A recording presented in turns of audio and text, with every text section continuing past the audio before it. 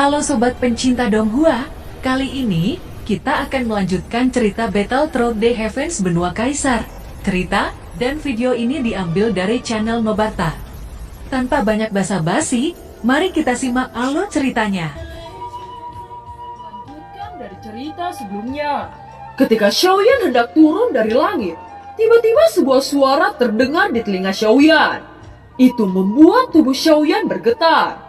Xiaoyan melihat ke belakang dan melihat pria Daoxian dengan tangan di belakang. Pada saat ini Xiaoyan mendapati sudah memasuki ruang yang berbeda. "Anda membawa saya kemana?" tanya Xiaoyan. Tempat yang dilihat oleh Xiaoyan adalah sebuah benua dengan area bangunan besar. Banyak siluet yang tak terhitung jumlahnya terbang ke langit. Hal yang membuat Xiaoyan terkejut bahwa ada ras naga berdarah murni yang terbang ke langit. "Ini adalah benua Daudi sebelum terjadinya bencana kuno," ucap pria Daoxian itu. "Ini benua Daudi sebelum bencana kuno," ucap terkejut Xiaoyan. Xiaoyan tidak menyangka bahwa benua Daudi sebelum bencana kuno sangat makmur. Jika dibandingkan dengan benua saat ini, itu tidak sebanding. Saya awalnya berpikir bahwa kota Juchang adalah kota terbesar dan ramai yang pernah saya lihat. Sekarang keramaian kota Juchang tidak sebanding dengan ini, ucap Xiaoyan. "Bocah, apakah Anda ingin tahu mengapa benua menjadi seperti sekarang?" ucap pria Daoxian itu. Xiaoyan saat ini tidak menanyakan asal-usul pria itu. Dia dapat menebak bahwa pria ini adalah karakter yang luar biasa dan sangat kuat, sehingga dia sangat mudah memproyeksikan masa lalu benua Daudi. Xiaoyan juga samar-samar menebak ini mungkin berhubungan dengan terobosannya yang berada di bintang 8 menengah. Menanggapi pertanyaan pria misterius itu, Xiaoyan menganggukkan kepalanya. Jubah lengan pria itu melambai. Dalam sekejap Xiaoyan melihat kejadian-kejadian yang mengguncang seluruh benua Daudi. Xiaoyan memandangi sosok-sosok yang berperang itu. Ini menunjukkan betapa kerasnya perang pada bencana kuno. Ini sudah menjadi pertempuran antara satu kerajaan dan kerajaan lain. Pada saat itu hampir semua orang yang kuat terbunuh. Saat itu benua ini kalah dalam pertempuran dengan benua yang lebih tinggi, sehingga terjadi membatasi seluruh wilayah.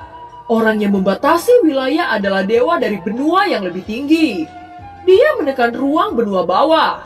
Mereka takut benua bawah akan mengancam status mereka. Itulah alasannya mengapa mereka menyembunyikan Tao ke dalam langit yang tinggi, ucap pria Daoxian itu. "Mengapa Anda memberitahu saya semua ini?" ucap Xiaoyan menatap pria itu yang tampak tidak berbahaya. "Alasannya hanya satu. Ini karena Anda dipilih oleh kehendak benua ini. Oleh karena itu saya memberitahu Anda tentang kejadian waktu itu," ucap pria Daoxian itu. Xiaoyan sama sekali tidak mengerti arti dari pria tua itu. Segera dia berkata lagi, "Apakah itu berkaitan dengan kekuatan saya yang menerobos bintang 8 menengah?" tanya Xiaoyan. "Ya, pada saat Anda menyadari Tao segel yang mengekang benua ini terlepas, dan benua ini terisi kembali dengan energi Tao. Oleh karena itu benua ini memilih Anda sebagai pelindung," ucap pria Daoxian itu. Mendengar ini Xiaoyan sedikit mengerutkan kening. Xiaoyan merasa bahwa tanggung jawab ini terlalu besar. Sekarang dia hanya Daudi bintang 8 menengah. Mengapa benua ini tidak memilih Daudi bintang 9 untuk dijadikan pelindung? Dan film pun berakhir. Terima kasih udah dengerin Noba sampai akhir ya. Sampai jumpa.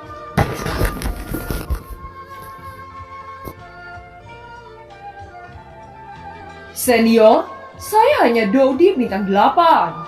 Mengapa kehendak benua ini tidak memilih Daudi bintang 9 untuk dijadikan pelindung?" tanya Xiaoyan. Pria Daoxian itu dengan lembut menggosok tangannya ke arah punggung Xiaoyan. Tiba-tiba api surgawi keluar dari jari-jari pria misterius itu. Api itu berasal dari tubuh Xiaoyan. 9 bintang memang tingkatan terkuat di benua ini. Tetapi mereka hanya 9 bintang dan tidak ada jaminan untuk menembus Daoxian. Tetapi meskipun Anda sekarang berada di bintang 8 menengah, namun di masa depan peluang Anda sangat besar untuk menembus Daoxian. Saya percaya bahwa takdir Anda lebih tinggi dari saya. Anda harus menganggap bahwa benua ini adalah rumah Anda. Jika suatu hari benua yang tertinggi datang untuk menghancurkan benua ini akan memiliki keyakinan mutlak tentang Anda. Jadi mulai sekarang lindungi benua ini dari tangan orang-orang di benua yang lebih tinggi, ucap pria Dosian itu. Sepertinya hal-hal ini jauh lebih besar daripada yang saya pikirkan. Dibutuhkan berapa level untuk mengalahkan benua yang lebih tinggi? Tanya Xiaoyan. Menghadapi pertanyaan Xiaoyan, pria Dosian itu tersenyum dan perlahan-lahan berkata, kekuatan benua Dodi berbeda dari kekuatan masa lalu. Anda juga tahu benua ini tidak melahirkan Dosian sejak bencana kuno. Sedangkan pihak benua yang lebih tinggi yang terlemah merupakan Dosian, ucap pria misterius. Seluruh pasukan berada di level Dosian. Ucap Xiaoyan tidak bisa menangis atau tertawa. Sekarang Anda bisa berkata seperti itu.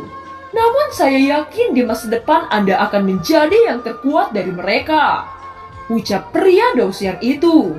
Mendengar kepercayaan pria Dosian itu membuat Xiaoyan merasa tidak berdaya. Bocah, pertempuran yang kamu alami sekarang hanyalah pertempuran kecil. Itu tidak bisa dibandingkan ketika bertempur melawan antar benua. Pada saat itu akan melibatkan seluruh pasukan di seluruh benua Dodi ini. Kami masih punya banyak waktu untuk bersiap dan kamu punya banyak waktu untuk tumbuh. Jadi kamu tidak perlu khawatir tentang itu. Masa depan Anda masih panjang. Anda mungkin menjadi satu-satunya Dosian yang akan muncul di daratan Dodi. Dan saya percaya bahwa Anda bisa melampaui ranah dewa di masa depan, ucap pria Dosian itu. Xiaoyan tanpa sadar langsung terdiam. Dia tidak tahu apa yang harus dikatakan. Itu bukan karena dia tidak memiliki ambisi, tetapi tujuannya terlalu besar. Jelas bahwa dia tidak bisa hanya bermimpi tentang hal itu. Xiaoyan berpikir bahwa pada saat ini pertempuran Kuildan akan menjadi pertempuran terburuk yang pernah ia alami. Tetapi dia tidak berharap bahwa pertempuran Kuildan belum dimulai, bahkan ada yang lebih mengerikan untuk menunggunya. Pria Dosian itu melihat Xiaoyan dengan senyum hangat saat berkata, anak kecil, Anda tidak perlu terlalu banyak menekan diri Anda sendiri. Tentu saja saya bisa mengerti perasaan Anda. Ini adalah masalah besar dan perjalanannya masih panjang. Namun bagaimanapun saya masih harus memberitahu Anda itu. Anda dapat yakin bahwa di benua Dodi ini di masa depan saya akan melindungi Anda. Tetapi Anda jangan terlalu bergantung, karena ini bukan hal yang baik untuk peningkatan Anda. Baiklah, sekarang saya sudah mengatakan semuanya. Jadi saya harus pergi sekarang, ucap pria Dosian itu menghibur Xiaoyan. Setelah selesai berbicara, tubuhnya berangsur-angsur menghilang. Senior, saya masih belum tahu nama Anda, teriak Xiaoyan sebelum tubuh Dosian itu benar-benar menghilang. Oh, nama keluarga saya adalah Xiao. Saya disebut sebagai Xiao Wutian, ucap pria Dosian itu yang ternyata bernama Xiao Wutian. Setelah kata-katanya jatuh, tubuh sosok itu menghilang. Sebuah ilusi di sekitarnya menghilang, memulihkan pemandangan dalam kenyataan. Dia sebenarnya juga bermarga Xiao. Xiao Wutian, ucap Xiaoyan tidak dapat lagi dijelaskan dengan kerumitan ini. Pada akhirnya dia merasa bahwa dia memiliki tanggung jawab yang berat. Tetapi Xiaoyan selalu kuat dalam menghadapi segala macam beban. Baginya selama dia masih hidup, tidak peduli apapun itu, dia berani melihat ke depan dan tidak pernah menulis kata takut. Karena ini adalah kepribadian dan jalan hidupnya. Sekarang saya harus pergi menghancurkan Kuildan. Bagaimanapun benua ini juga rumah kedua saya. Kuildan tidak hanya mengancam Xiaoyan, tetapi semua orang di Xiaofu Mansion termasuk kerabat Xiaoyan. Ini adalah skala terbalik Xiaoyan yang sama sekali tidak bisa dibiarkan. Oleh karena itu, Xiaoyan harus menghancurkan Kuildan terlebih dahulu. Setelah Xiaoyan keluar dari ilusi, dia juga melihat sejumlah sosok yang mendarat di udara. Sepertinya Xiaoyan telah menghabiskan banyak waktu dalam ilusi, sehingga dia tidak tahu guntur bencana Dodi yang baru saja berakhir. Xiaoyan melirik dan menemukan bahwa tidak ada yang terluka. Baik King Mu'er, Longyan, Molistrom, dan Xiaozan semuanya memancarkan kekuatan Dodi bintang 7. Awan guntur di langit berangsur-angsur menyebar. Meskipun keempatnya tidak terluka, namun mereka tampak kelelahan. King Mu'er menghela nafas lega, dia menoleh dan tiba-tiba melihat Xiaoyan di depannya. Wajah King Mu'er segera menunjukkan senyum cerah dan buru-buru terbang lurus ke arah Xiaoyan. Pembohong kecil, kamu kembali. Aku sangat merindukanmu. Ucap King Mu'er bergegas ke pelukan Xiaoyan. Xiaoyan juga memberikan senyuman kepada King Mu'er. King Mu'er memeluk Xiaoyan dan menolak untuk melepaskannya, membuat Xiaoyan memerah dan terbatuk 2 kali. Mu'er, begitu banyak orang yang menonton kita. Ayo turun. Ucap Xiaoyan tidak bisa untuk tidak malu di bawah tatapan yang tak terhitung jumlahnya. King Mu'er menundukkan kepalanya. Memang bagian luar Xiaofu benar-benar dipenuhi dengan orang. Dan semua mata tentara yang akan berperang menatap mereka berdua. King Hao juga termasuk salah satu dari mereka. King Mu'er tersenyum canggung, mengeluarkan lidahnya dan melepaskan Xiaoyan. Xiaoyan menggelengkan kepalanya dan sedikit tersenyum. Dia mengulurkan tangannya untuk menyentuh kepala Mu'er dengan lembut. Bagus, Anda semua menerobos Dodi 7 bintang. Ucap Xiaoyan dengan puas dengan kekuatan timnya. Pada saat ini Xiaozan, Longyan, Ziying, dan Molly Strom semua terbang menuju Xiaoyan. Ketika mereka melihat Xiaoyan, mereka memberi hormat dengan tinju. Kali ini kekuatan semua orang telah sangat meningkat. Sekarang jika menggunakan keterampilan bertarung tim, maka kekuatan Xiaoyan akan berada di bintang 8 akhir. Ayah, apakah Anda baik-baik saja? Tanya Longyan dengan cemas menatap Xiaoyan. Xiaoyan tersenyum menepuk pundak Longyan lalu berkata, Ayah baik-baik saja. Racun dalam tubuhmu benar-benar habis kan? Tanya Xiaoyan. Ayah jangan khawatir. Tubuhku sudah benar-benar pulih. Dan tidak ada racun di dalam tubuhku. Sekarang aku juga seorang Dodi bintang 7. Ucap Longyan tersenyum bangga. Hahaha, bagus. Tapi aku harus memberitahu semua orang tentang persiapan perang dengan Kuildan. Ayo turun dulu dan pergi ke aula untuk menjelaskan. Ucap Xiaoyan. Beberapa mengangguk satu demi satu dan perlahan-lahan terbang turun dari udara. Di bawah tatapan semua anggota Xiaofu Mansion, Xiaoyan berjalan ke aula. Saat ini semua militer Xiaofu Mansion penuh percaya diri dalam perang. Seolah-olah kembalinya Xiaoyan membangkitkan tekad semua orang. Setiap kali Xiaoyan berbicara, mata semua orang penuh dengan kebanggaan. Posisi Xiaoyan di Xiaofu Mansion mempengaruhi seluruh pertempuran. Di aula Xiaofu Mansion, semua karakter inti dari Xiaofu Mansion berkumpul. Ini juga pertama kalinya Xiaoyan mengumpulkan semua karakter inti dari Xiaofu Mansion. Saudara Wu Chen, katakan tentang pergerakan Kuildan baru-baru ini. Ucap Xiaoyan melirik ke Wu Chen. Dia adalah mata-mata tersembunyi Xiaoyan. Dia selalu mengawasi situasi musuh sepanjang waktu. Xiaoyan harus terlebih dahulu memahami pergerakan Kuildan untuk membuat pengaturan terperinci. Jing Wuchen berdiri dan memberi hormat kepada publik lalu berkata, Sejak deklarasi Kuildan, kami telah mengumpulkan banyak informasi. Pertama-tama saya akan mengatakan yang paling penting. Ketua Kuildan baru saja melewati bencana Kaisar Bintang 8 dan berhasil menebus Bintang 8. Ucap Jing Wuchen. Kekuatan Ketua Kuildan bukanlah hal yang paling kita khawatirkan. Dia menerobos 8 bintang itu hanyalah permulaan.